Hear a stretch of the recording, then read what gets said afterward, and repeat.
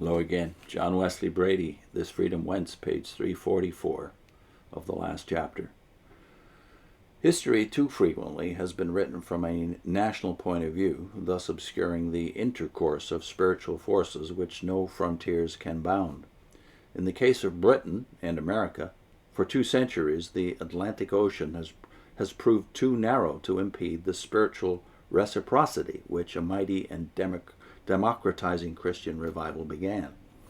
Whitefield, Wesley's chief colleague in the floating prisons then called ships, crossed the Atlantic 13 times and died on American soil.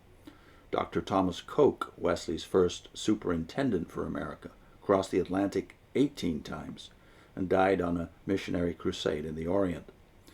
And so this spiritual reciprocity has continued. Francis Asbury, as a youth, was trained by Wesley in England and became perhaps the greatest spiritual builder America has yet known.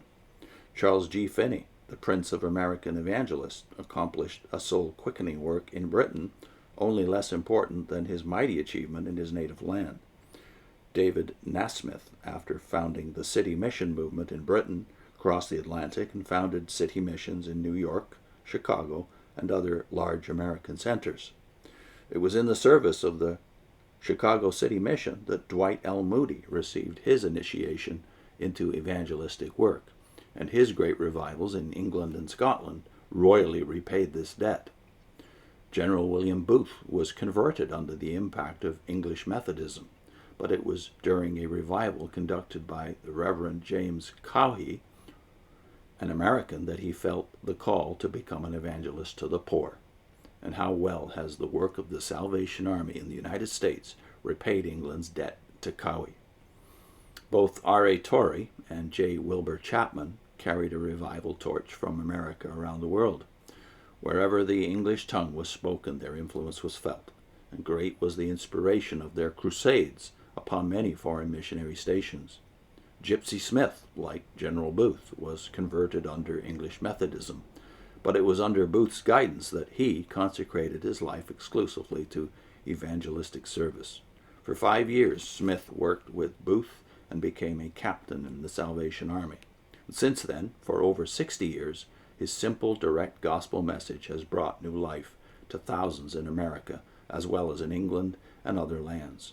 Again, Charles H. Spurgeon, the great pastor-evangelist, was a common possession of the English-speaking world. For decades, his London sermons were regularly read by thousands throughout America.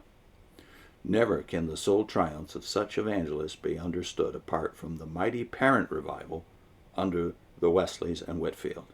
And the same is true of many early American leaders. Jonathan Edwards will ever be remembered, not only as one of the world's great thinkers, but as the American forerunner of the Evangelical Revival.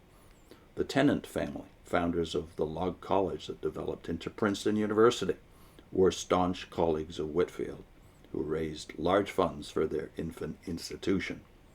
President Timothy Dwight of Yale, who led the student revival that uprooted French skepticism in his own and other universities, followed in the same evangelical succession. So also did Asahel Nettleton, the first American evangelist, and Peter Cartwright, the frontier camp meeting evangelist, while as for Elder Jacob Knapp and Uncle John Vassar, the tireless colporteur of the American Tract Society who spread Christian literature far and wide, they too were in direct spiritual succession from the purging baptism of fire which forms the great divide of modern history. Such torchbearers in this amazing spiritual succession represent different church denominations, but in times of life-giving revival, denominations is a minor issue. In America especially, Methodists, Presbyterians, Baptists, Congregationalists, Lutherans, Quakers, Dutch Reformed, Protestant Episcopals, and others commonly joined harmoniously in cooperative labors for the things of the kingdom of God. On one of his first visits to Philadelphia, before an open-air multitude, which the newspapers estimated at not less than 25,000, Whitefield broke into the following allegorical dialogue.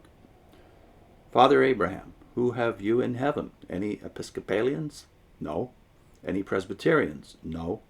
Any Baptists? No. Have you any Methodists, seceders, or independents there? No, no. Why, who have you there then? We don't know any of those names here. All who are here are Christians, believers in Jesus Christ, those who have overcome by the blood of the Lamb and the word of their testimony. Oh, is that the case? Then God help me, God help us all, to forget party names and to become Christians in deed and in truth.